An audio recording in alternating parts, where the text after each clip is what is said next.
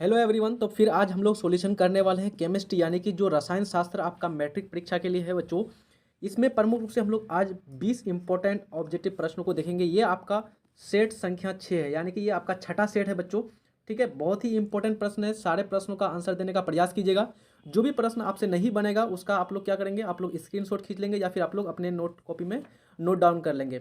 सारे ही प्रश्न जो है आपके बोर्ड परीक्षा के दृष्टिकोण से काफ़ी महत्वपूर्ण है और 100% आने की संभावना है। ठीक है, आइए शुरू करते हैं। पहला प्रश्न है आपका, अपच का उपचार करने के लिए निम्न में से किस औषधि का उपयोग होता है। यानी कि जब अपच की उपस्थिति होती है बच्चों, यानी कि जो है गैस का निर्माण होने लगता है मनुष्य के पेट में, या फिर जो है आप बोलते हैं कि कोई चीज़ पाचन नहीं हुआ सही से, तो उसके लिए जो दवाई का उपयोग किया था उस दवा को क्या कहते हैं हम लोग, एंटीबायोटिक या फिर एनाल्जेसिक या फिर एंटासिड या फिर एंटीसेप्टिक।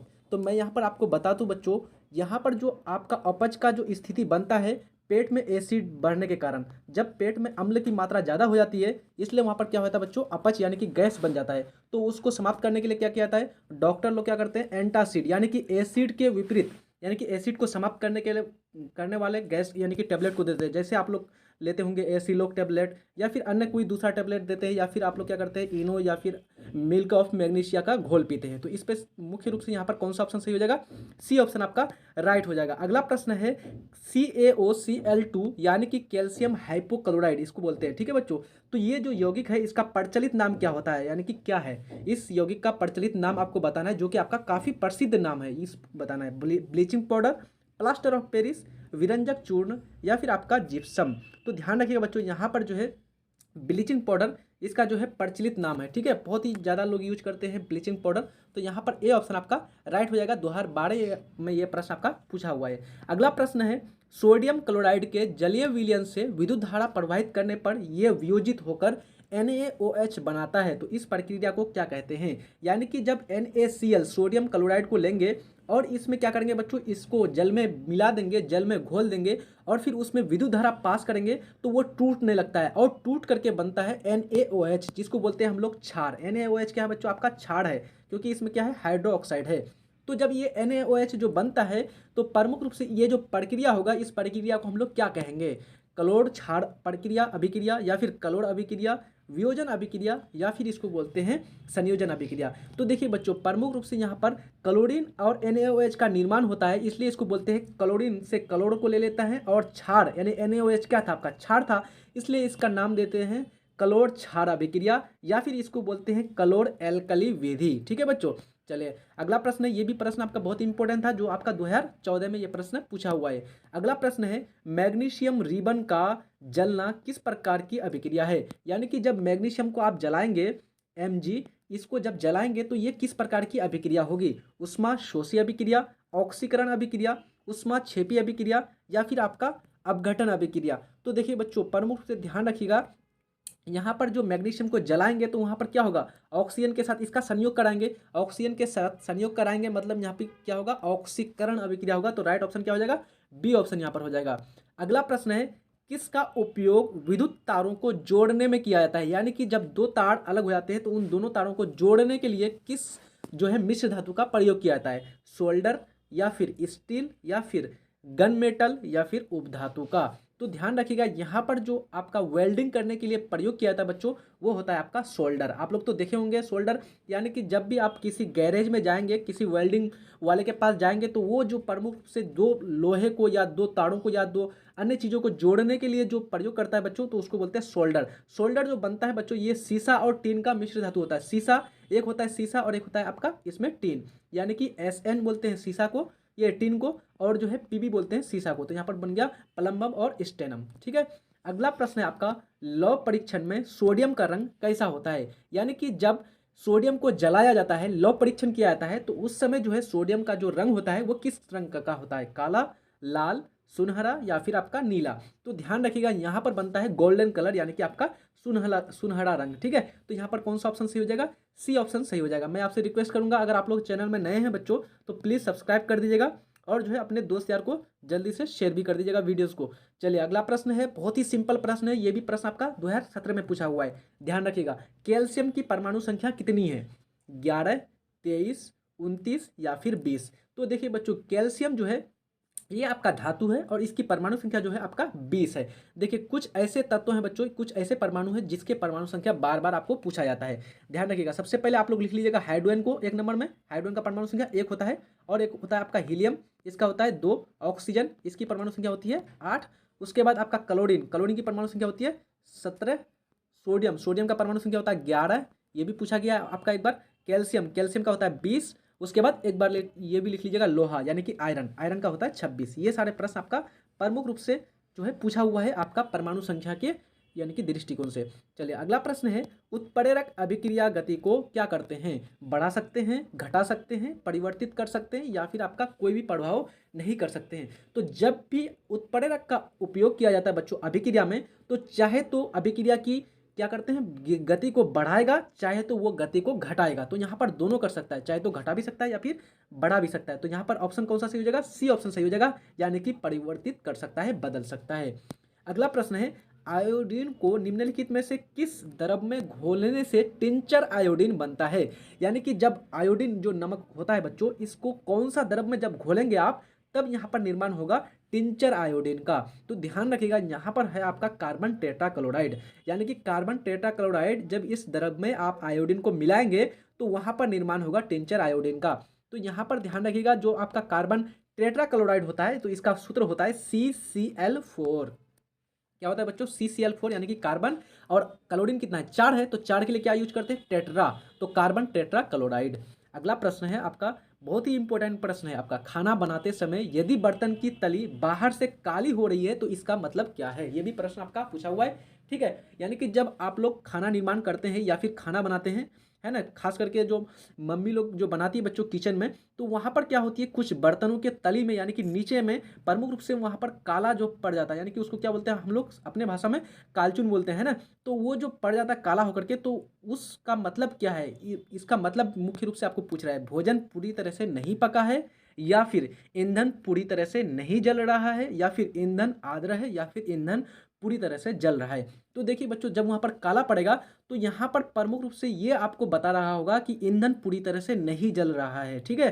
तो यहाँ पर ऑप्शन क्या हो जाएगा? बी ऑप्शन आपका राइट है, ईंधन पूरी तरह से नहीं जल पा रहा है, इस कारण वहाँ पर बर्तन की जो तली है वो काली हो रही है। अगला प्रश्न है, 11वां प्रश्न है, आवर्त सारणी के किसी आवर्त के तत्वों में से कौन सा, यानी कि तत्वों में कौन सा गुण समान होता है? यानी कि जो कोई भी एक आवर्त ले लेंगे आप लोग, आवर्त तो समझते हैं इस प्रकार से, जो क्षैतिज रेखाएं हैं, क्षैतिज कॉलम है, इसको बोलते हैं आवर्त। तो उसमें से जो आवर्त होता है, प्रत्येक आवर्त तत्वों का कौन सा गुण यानी कि उस आवर्त में समान होता है? परमाणु भार यानी कि परमाणु द्रव्यमान, परमाणु आयतन, या फिर संयोजकता इलेक्ट्रॉन, या फिर कक्षा की संख्या।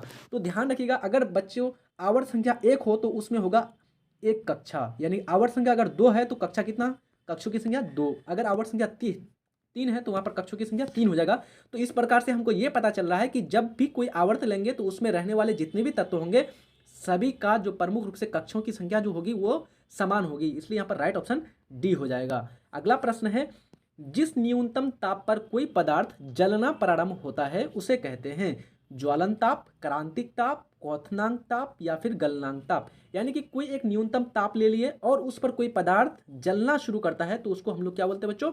ज्वलन ताप बोलते हैं, यानी कि आपका ए ऑप्शन यहाँ पर राइट हो जाएगा। और जिस ताप पर कोई पदार्थ उबलना प्रारंभ करता है तो उसको बोलते हैं बच्चों क्वथनांक ताप, ठीक है। और जिस ताप पर कोई पदार्थ गलना प्रारंभ करता है तो उसको बोलते हैं गलनांक ताप। बहुत ही सिंपल ये सब है, आप लोग को याद रखना है। तो यहाँ पर प्रमुख रूप से ए ऑप्शन आपका राइट हो जाएगा, ठीक है। अगला प्रश्न है, बहुत ही इंपॉर्टेंट है ये प्रश्न, आपका 2020 में फिर ऑलरेडी आया हुआ है। अम्ल और क्षार की जांच के लिए उपयुक्त नहीं है, यानी कि इन चारों ऑप्शन में से कौन सा ऐसा पदार्थ है जो अम्ल और क्षार की उपस्थिति को नहीं दर्शाएगा? लिटमस, सिरिका, हल्दी, या फिर इनमें से कोई नहीं। तो ध्यान रखिएगा बच्चों, जब भी आप सिरिका को लेंगे ना तो सिरिका जो है आपको अम्ल और क्षार में अंतर को नहीं बता सकता। क्यों? क्योंकि सिरका एक आपका अम्ल का नाम है, अम्ल यानी कि एक पदार्थ है सिरका, जिसमें कौन सा अम्ल पाया जाता है? एसिटिक अम्ल पाया जाता है। तो प्रमुख रूप से यहाँ पर हल्दी और लिटमस जो है वो अम्ल और क्षार की जांच के लिए उपयुक्त है बच्चों, ठीक है। अगला प्रश्न है, गैलेना किस धातु का अयस्क है? बहुत ही इंपॉर्टेंट है बच्चों आप लोग के परीक्षा दृष्टिकोण से, यानी कि जो गैलेना है ये किस धातु का अयस्क आपको पूछ रहा है? जिंक का, तांबा का, या फिर लोहा, या फिर आपका लेड। तो ध्यान रखिएगा यहाँ पर होगा बच्चों लेड, यानी कि आपका सीसा।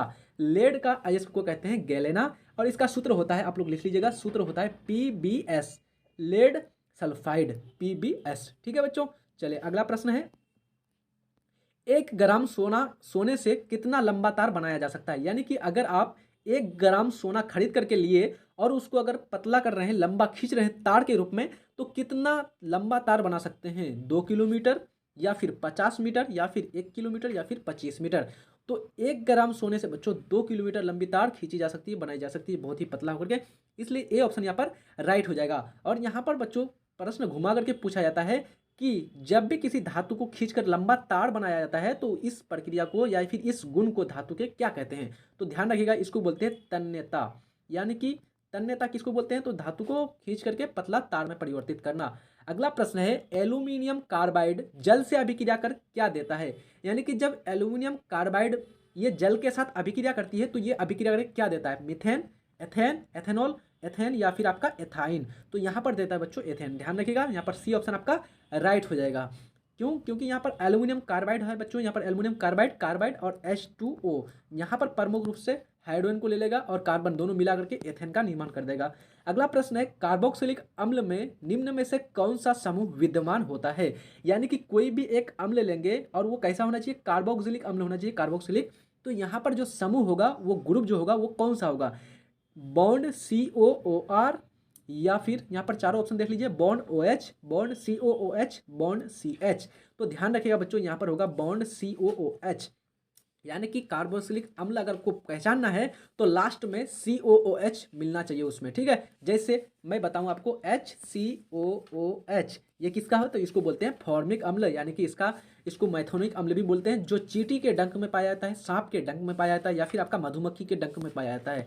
अगला प्रश्न है, कौन डोब्रेनर के तिर्यक को दर्शाता है। यानी कि डोब्रेनर जो साहब थे, ये आपका एक वैज्ञानिक था, तो उन्होंने एक तिर्यक नियम दिया था। तो वो तिर्यक नियम जो दिया था वो प्रमुख रूप से कौन सा तिर्यक नियम दिया था, यानी कि इसमें से NF, यानी कि एक नाइट्रोजन या फिर फ्लोरीन या फिर आपका आर्सेनिक या फिर फ्लोरो क्लोरो बरोमीन, यानी कि फ्लोरीन क्लोरीन बरोमीन या फिर लिथियम सोडियम पोटेशियम या फिर आपका बेरिलियम मैग्नीशियम कैल्शियम। तो यहाँ पर ध्यान दीजिएगा, राइट आंसर यहाँ पर सी हो जाएगा, लिथियम सोडियम और पोटेशियम। अगला प्रश्न है, 2 विलयनों को मिलाने से प्राप्त ठोस प्रतिफल क्या कहलाता है। जब 2 विलयनों को मिलाता है और उसमें से मिलने के बाद एक ठोस पदार्थ का निर्माण होता है तो उस ठोस पदार्थ को क्या कहते हैं, उत्पाद, विस्थापित, अवक्षेप या फिर इनमें से कोई नहीं। तो ध्यान रखिए बच्चों, जो भी पदार्थ नीचे तली में जमा हो जाता है उसको बोलते हैं अवक्षेप।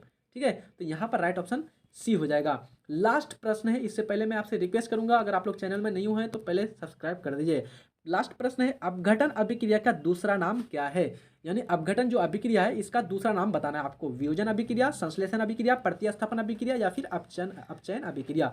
तो राइट ऑप्शन क्या हो जाएगा, राइट ऑप्शन यहाँ पर ए हो जाएगा, वियोजन अभिक्रिया अपघटन अभिक्रिया का दूसरा नाम है। तो यहाँ पर ये सारे प्रश्न आपका बहुत ही इंपॉर्टेंट था बच्चों, आप लोगों ने अच्छा से सॉल्यूशन कर लिया होगा। तो मिलते हैं नेक्स्ट वीडियो में, अच्छी तरह से आप लोग पढ़ाई करते हैं, तब तक के लिए जय हिंद, धन्यवाद।